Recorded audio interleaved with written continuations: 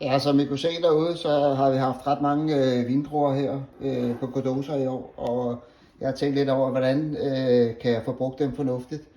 Men som stor portvindsdrikker, så tænker jeg, at det vil jeg prøve, om jeg kan lave noget Godosa portvin. Og når man ikke har det helt store vindslot, så vil jeg prøve, om jeg kan lave det i airfryer. Det har jeg set andre gøre, så det vil jeg lige forsøge lidt med.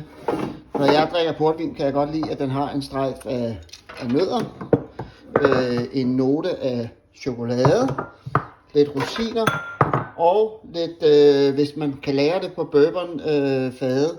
Det har jeg så ikke mulighed for, den får lige lidt her. Og så har jeg studeret mig lidt frem til på chatten, at den skal have 200 grader cirka i 19 minutter. Skal vi se her, sådan der, bum, og så falder det lort. Prøv det igen. Kontrol alt delete, når det går galt. Sådan der. Start. Så kører vi lige en tur her, og så ser vi, hvordan det kommer til at gå. 7 sekunder tilbage. Nu begynder det at blive spændende. Jeg er jo født i 72, det vil sige generation X.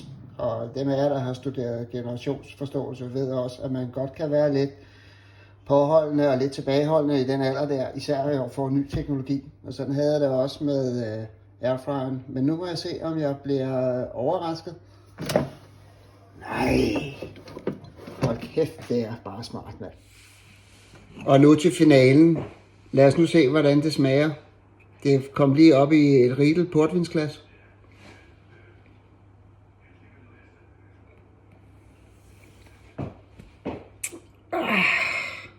I skulle prøve det. God weekend.